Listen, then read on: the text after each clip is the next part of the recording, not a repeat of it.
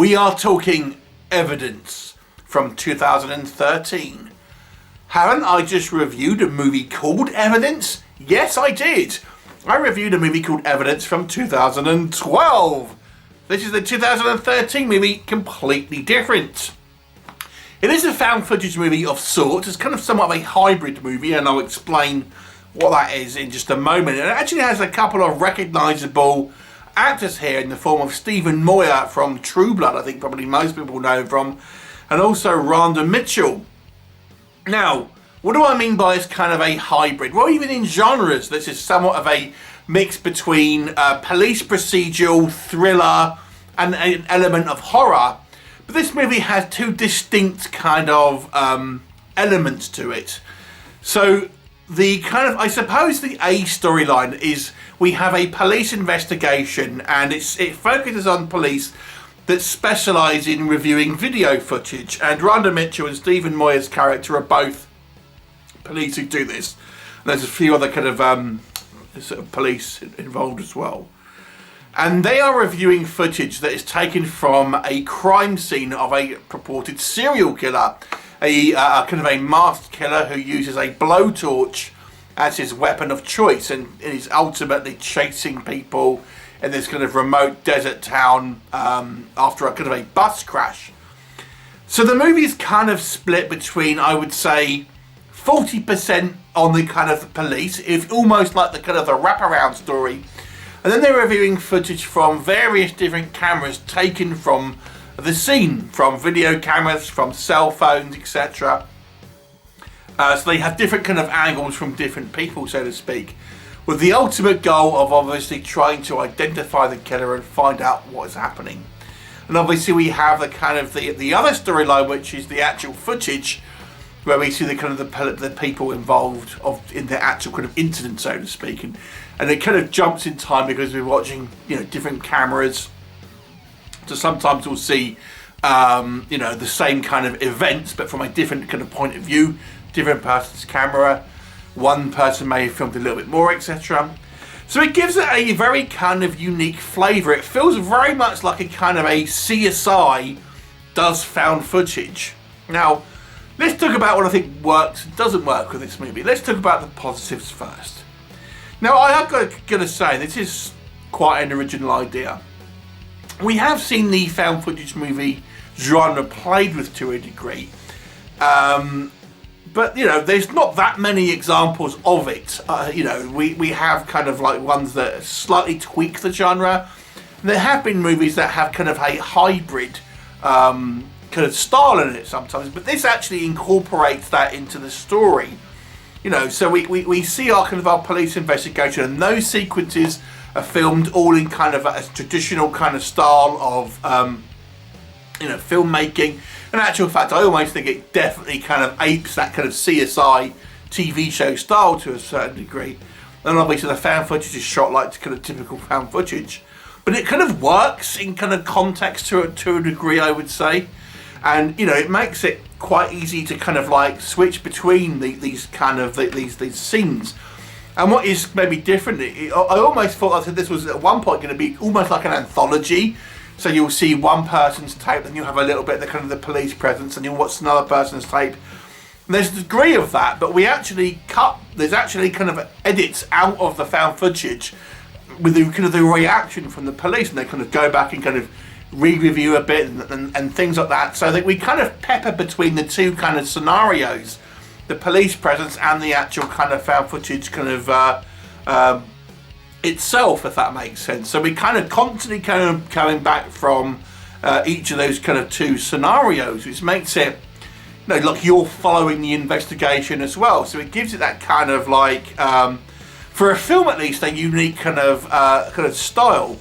It's nice to see kind of Stephen Moyer and Rhonda Mitchell do this, and you know, one of the things that I think was an interesting choice here, it's kind of coming in cold, like you already are supposed to know these characters. For example, Stephen Moyer has obviously been on leave because we learned through some dialogue that, you know, his daughter was kind of kidnapped sometime before. Nothing to do with the actual case, but just the fact that he's kind of still recovering from that, and it's kind of like, so he's kind of, you know, unshaven and all of this, and it's like, That's all happened before the story starts, so it's almost like you are watching an episode of a kind of police procedural, and you've kind of got to know these kind of characters, and that's a kind of from a previous kind of storyline, so to speak. So it has that kind of element to it where it's trying to ape that kind of CSI style show element. Obviously, they just say featurette. It's a movie itself contained in regards to the story. I'd have to say as well, although it's not, we don't see all of the time, the kills on this were somewhat brutal, because we literally see, you know, people getting their kind of limbs like blowtorched off and things like that. It's pretty horrifying in certain aspects. I mean, some of it's kind of through grainy footage, some of it's through kind of like night vision and things like that. So it's not always particularly kind of clear, but the kind of the idea behind it, you know, is pretty brutal at times. And although I wouldn't really class this as necessarily the horror primarily, ultimately you've kind of got a masked serial killer running around, you know, chasing people and killing them. There are a couple of kind of spookier shots with kind of dark corridors and things like that, but it's not really a full-on horror. I would much put this in more of a thriller, even an action kind of movie before a horror, really. But there are horror elements there, I will have to say, you know, and this, the whole feel of it gives it somewhat of a very fresh take on the kind of the found footage genre, and has a very kind of unique feel. And it's interesting to see a kind of found footage movie which isn't solely a kind of horror film, although, like I said, it has horror elements to that. You know, and the movie has a kind of an interesting idea where it's kind of going through a variety of kind of suspects. So it plays a little bit like a kind of a murder mystery as well. It has a kind of a few red herrings, a few dead ends and things like that. So you can kind of follow on in the investigation. So that was all pretty good. What doesn't work? So there's a few kind of technical elements here that I have an issue with. One of the main things is that when we have our found footage sequences, it's very hard to see who is meant to be on, which characters you're meant to be in, sort of watching and interacting with. I mean, it's just like, a lot of the female characters look very similar. They're all kind of skinny brunettes with their hair in a ponytail. And it's kind of like, I'm not really sure who I'm looking at. It's kind of like, so you don't really, sometimes it's hard to follow who it is you're actually kind of watching at certain times.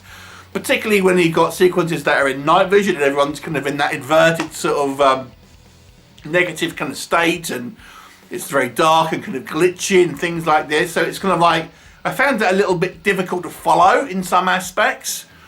I think it maybe at times, unfortunately, shows its hand in a little bit in some of the CGI, because some of the kills here, although they're pretty brutal, is tending to use CGI rather than practical effects, and I think that was a mistake, because I mean, there's not every shot. Some of the shots look okay, but there's one or two shots that it clearly looks like CGI, and unfortunately deflate some of that kind of tension. And in a found footage sequence, you know, we were going to more buy into what we're seeing. It kind of, you know, unfortunately undercuts some of the dramatic tension, because it's clearly obviously CGI. The acting is a little bit of a mixed bag, I'll be honest. I thought some of the acting here was a little bit overcooked, is the best way I would describe it. Both from the characters that are in the found footage sequences and the kind of some of the police characters as well. Some of them are a little bit sort of too over dramatic. I mean, the police sequences, it's almost like they're trying to ape a kind of like 2000s era police procedural show, and it's kind of like somewhat kind of cheesy acting that kind of would have gone along with that, and it's kind of like, you know, that kind of thing. But again, it's a little bit hammy at times, and the people on the who are in the found footage sequences, it's almost like, you know, they're playing a game of Cluedo, and it's like, oh, I'm Professor Mustard or whatever it is, and kind of like, they seem to be acting in like they're very broad characters and very kind of like, oh, you know, I'm this kind of Russian person who's got this backstory, and I'm this woman who's got this kind of like sort of mental tick and things like this. It's kind of there's very much like, oh yeah, we'll have all these kind of people who be almost very distinct personalities, but almost a little bit comically so. However, we still can't tell who they are when they're running around in the dark and things like that. And then I have to say the ending of the movie, it tried to have this twist, and it's a little bit overcooked. And I found it a little bit unbelievable. Again, I'm not going to spoil it for you, but considering we're meant to be looking at forensic police investigators who specialising in dissecting video evidence, and then what actually kind of happens in the end of that spoiler thing, I just thought, man, come on. You know, that just seems a little bit unbelievable. And the motives of the people involved, without again spoiling anything, seem silly and counterproductive. So yeah, it was kind of an interesting experiment. I gotta say, I do think it's a positive movie in actual fact, but it's let down by some odd choices, both in the kind of the writing, some of the kind of the technical elements, and some of the kind of the acting, unfortunately. But I'll give it a 6 out of 10. I actually found this movie quite an interesting watch, and it really does feel like you know, an episode of some TV show that has never existed. And if you like those kind of CSI movies and you like found footage, but you want something a little different, I'll check it out. I'll give it a 6 out of 10. Have you seen it? What did you think of it? Leave me a comment, and I'll look forward to seeing you next time.